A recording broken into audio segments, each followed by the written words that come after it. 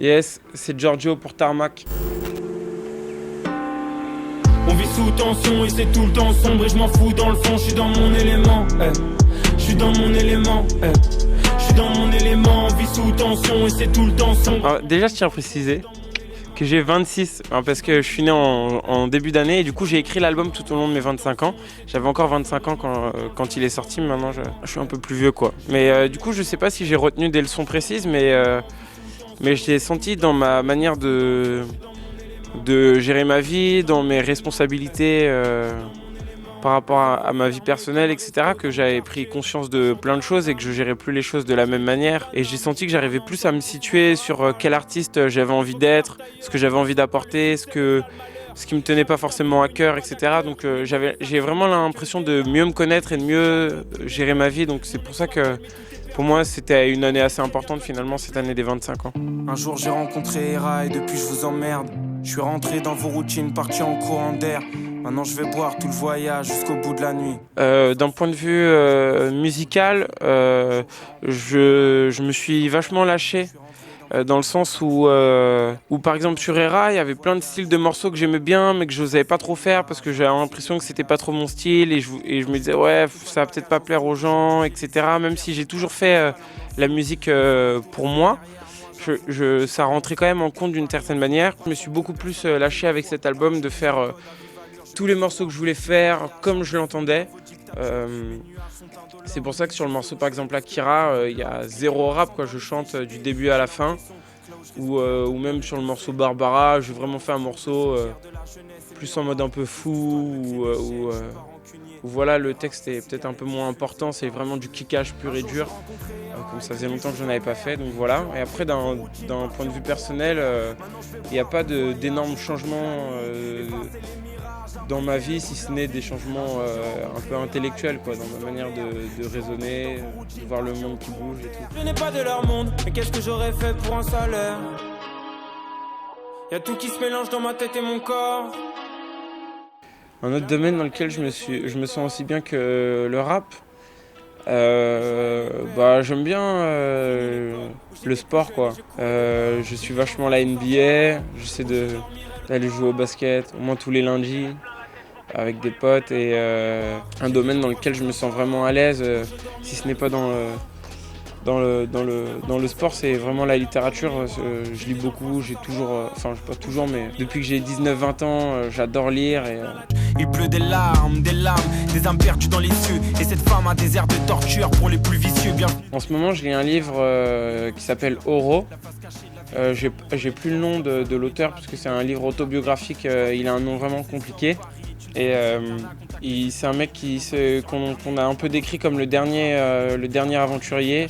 Donc c'est un Français qui actuellement là il est au Costa Rica dans la péninsule d'Ossa en train de chercher de l'or avec un flingue et sa femme qui l'attend dans la capitale et il tombe à moitié malade, il reste là. Enfin le mec il a une vie de ouf, il se retrouve avec un Indien qui bosse pour un mec pour aller chercher l'or et deux prostituées dans la jungle. C'est un peu fou quoi la vie qu'il a. J'ai lu que là je suis sur le début de la deuxième partie, du coup je peux pas trop raconter plus.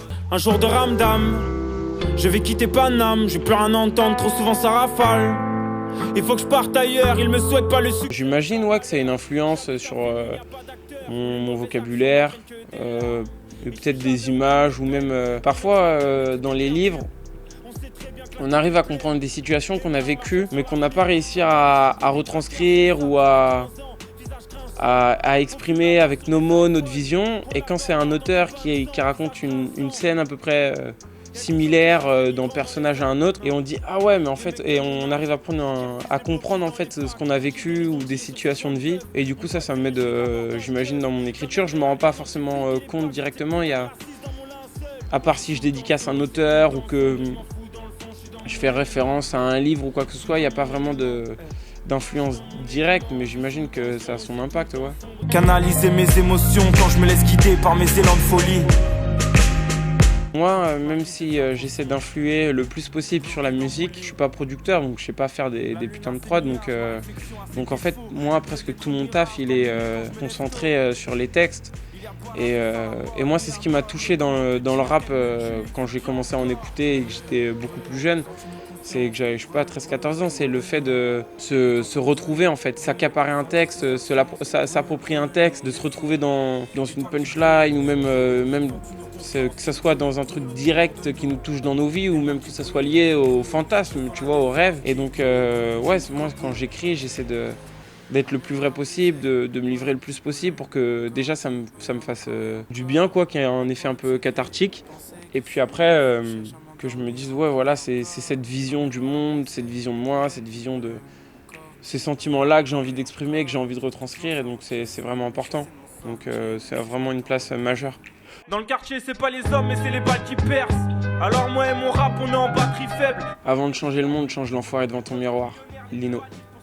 D'Arsenic. Dans des halls qui puent la piste, tout comme toi, je viens des familles pauvres de France, même si à Pierre, oui maman, je suis un voyou, sous William Pile, ton gosse te ment.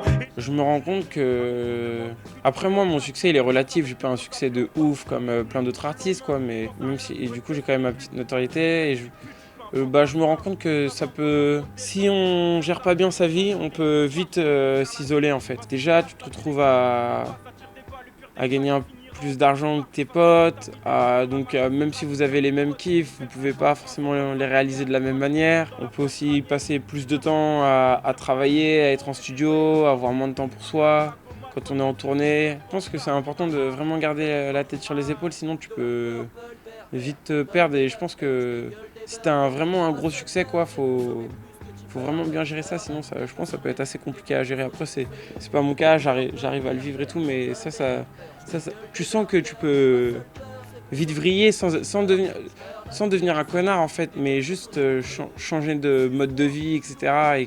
et perdre des gens qui te sont chers, quoi. Je suis dans mon élément, je suis dans mon élément, vie sous tension et c'est tout le temps sombre et je m'en fous dans le fond. Ah ouais, carrément, en fait, je fais pas la musique parce que techniquement, je sais pas la faire et tout, mais chaque ambiance de chaque titre, c'est moi qui l'ai choisi. Et après, j'ai choisi les prods en fonction, où j'ai fait les prods avec les mecs en disant « Ouais, j'aimerais bien un truc dans cet esprit ». Et après, eux, ils font, mais j'agis un peu comme un chef d'orchestre, quoi. Et disons que j'ai ma posture de petit con, réel garde du Texon. Même si je reste un fantôme pour les pirates de McDo, j'ai plein de... Ça fait longtemps que j'ai pas fait de concert en Belgique. D'ailleurs, pour cette tournée, c'est le premier. Donc, je sais pas, j'ai l'impression qu'ils se désinhibent plus facilement, le public belge. Ils se regardent moins, quoi. Alors qu'en France, parfois, tu sens que, pas tout le temps, mais il y a des publics qui se regardent un peu, quoi, avant de kiffer. Alors que là, il y a, genre, ils se lâchent plus. Directement, je dirais. Depuis tout jeune, ça pue la haine. Aujourd'hui, je kiffe le check. À l'époque, je rêvais de me faire